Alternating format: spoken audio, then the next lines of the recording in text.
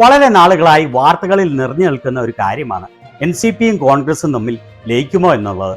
കഴിഞ്ഞ ലോക്സഭാ തെരഞ്ഞെടുപ്പ് വേളയിൽ ശരത് പവാർ പറഞ്ഞിരുന്നു തെരഞ്ഞെടുപ്പിന് ശേഷം ചെറിയ പാർട്ടികൾ കോൺഗ്രസുമായി ലയിക്കുമെന്ന്. അന്ന് വലിയ തോതിൽ വാർത്തയായതാണ് ലോക്സഭാ തെരഞ്ഞെടുപ്പിന് ശേഷം കോൺഗ്രസും NCPയും ലയിക്കുമെന്ന്. എന്നാൽ ഇതുവരെ അത് നടപ്പിലായില്ല. ഇപ്പോൾ കോൺഗ്രസും NCPയും ലയിക്കും എന്നുള്ള വ്യക്തമായ സൂചനകൾ നൽകി ശരത് പവാറിന്റെ മകളും MP-യുമായ സുപ്രിയ സുലെ. മഹാരാഷ്ട്രയിലെ ഏറ്റവും വലിയ കക്ഷിയായി മാറി തീർന്നിരിക്കുകയാണ് കോൺഗ്രസ്. മഹാരാഷ്ട്രയിൽ മാത്രമല്ല, ഉത്തരേന്ത്യയിലെ മറ്റ് സംസ്ഥാനങ്ങളിലും ഓരോ ദിവസം ചെല്ലുന്തോറും കോൺഗ്രസിന്റെ ശക്തി വലിയ തോതിൽ വർദ്ധിച്ചു വരികയാണ്. 2 മാസത്തിനുള്ളിൽ മഹാരാഷ്ട്രയിൽ നിയമസഭാ തെരഞ്ഞെടുപ്പ് നടക്കാൻ പോവുകയാണ്. അവിടെ കോൺഗ്രസ് നേതൃത്വത്തിലുള്ള മഹാവികാസ് അഘാഡി വളരെ മുൻപിലാണെന്നാണ് ലഭിക്കുന്ന എല്ലാ ഗ്രൗണ്ട് റിപ്പോർട്ടുകളും.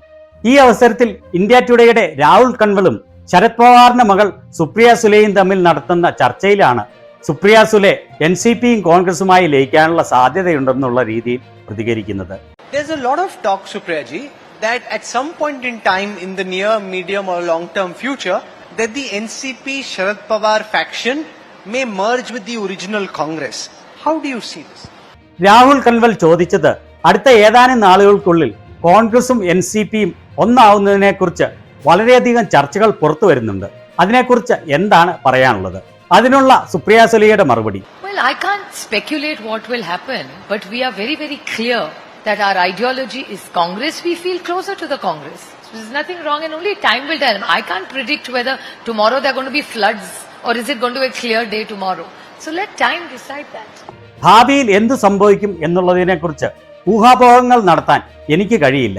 എന്നാൽ ഒരു കാര്യം വ്യക്തമാണ്, കോൺഗ്രസിന്റെയും ഞങ്ങളുടെയും നയങ്ങളിൽ ലക്ഷ്യങ്ങളും ഒന്നു തന്നെയാണ്.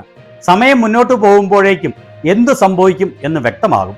അതിനെക്കുറിച്ച് ഒരു പ്രവചനം നടത്താൻ എനിക്ക് കഴിയില്ല.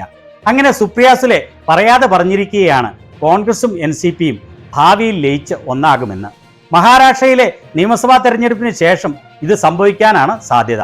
അങ്ങനെ വരുമ്പോൾ മഹാരാഷ്ട്രയിൽ ഒറ്റയ്ക്ക് ഭരിക്കാനുള്ള കരുത്തുള്ള പാർട്ടിയായി കോൺഗ്രസ് മാറും.